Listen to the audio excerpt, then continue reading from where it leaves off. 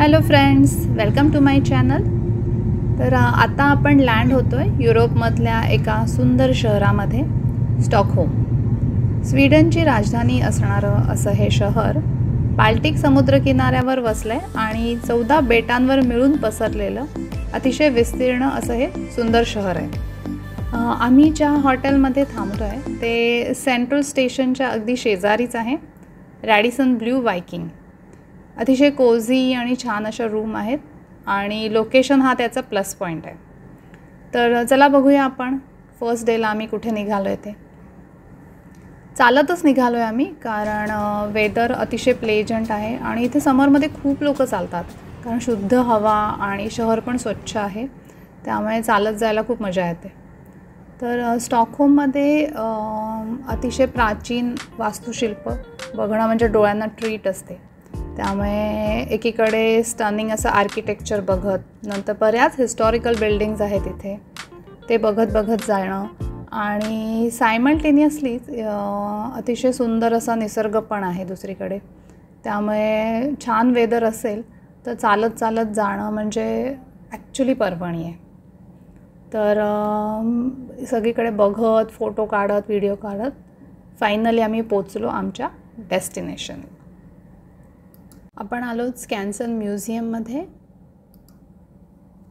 सगळ्यात जुनं असं ओपन एअर म्युझियम आहे आणि अतिशय विस्तीर्ण प्रदेशामध्ये पसरलेलं, म्हणजे पूर्ण दिवस लागतो एक्सप्लोअर करण्यासाठी। तर सुरुवातीला आम्ही आलो आहे झूमध्ये। छानसे क्यूटसे असे लीमर्स दिसत आहेत, मस्त उन्हामध्ये बसलेत छान। इथे अनेक स्कॅन्डिनेवियन ॲनिमल्स बघायला मिळतात, बबून्स आहेत, नंतर त्याच्यानंतर ब्राऊन रॅट्स दिसले आम्हाला, बरेच आहेत। मुलांसाठी खूप जास्ती एंटरटेनमेंट असते, ॲक्च्युली टाईमपास होतो पूर्ण वेळ बघेपर्यंत, आणि काही ॲनिमल्स आपण आपल्या इथे बघत नाहीत ना, ते पण बघायला मिळतात। इवन काही सरपटणारे प्राणी पण आहेत इथे। मी जनरली लांब असते अशा प्राण्यांपासून, पण मुलांना फार काय भीती वाटत नाही। नंतर ह्याच्यानंतर मग आम्ही लिझार्ड्स बघितले काही, आणि इथे ना अनेक म्हणजे किडे मकोडे, इवन स्पायडर्स असे पण काय होते। स्पायडर्स पॉयझनस असणारे पण काही होते, नंतर फ्रॉग्स, काही पॉयझनस फ्रॉग्स पण होते। इथे शेजारीच ॲक्वेरियम आहे बाल्टिक सी ॲनिमल्सचं। हे क्रोकोडाईल तर खोटंच वाटतं आहे ॲक्च्युली, तर ते ॲक्वेरियम पण बघितलं आम्ही।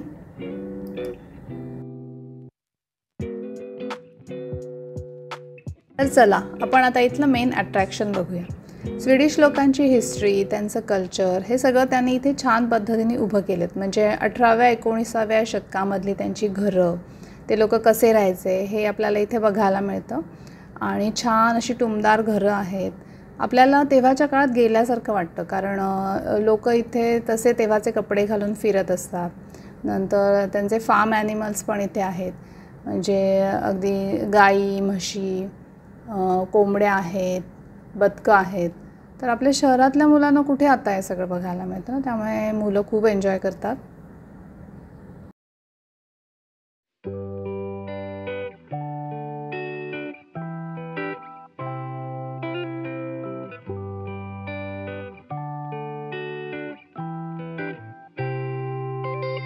The past will take you down, and you know you're not alone, no, 'cause the वा, मोर अगदी आमच्या जवळ येऊन छान खात होते, मस्त फ्रेंडली आहेत एकदम इथे। आणि मोर आहेत, नंतर लांडोर पण आहेत, खेळत होते मस्त, मुलं पण यांच्याबरोबर मागे मागे फिरत होती। तर ओव्हरऑल हे फक्त म्युझियम नाही आहे, तर इथे अनेक एज्युकेशनल प्रोग्रॅम्स, कल्चरल ॲक्टिव्हिटीज हे चालू असतात through out the year. So थोडक्यात काय, आम्हाला हे म्युझियम खूप जास्ती आवडलं। आणि मित्रांनो, चला आता परत जायची वेळ झाली। सो तुम्हाला हा व्हिडिओ आवडला असेल तर सबस्क्राईब करा नक्की। भेटूया पुढच्या व्लॉगमध्ये। Bye bye.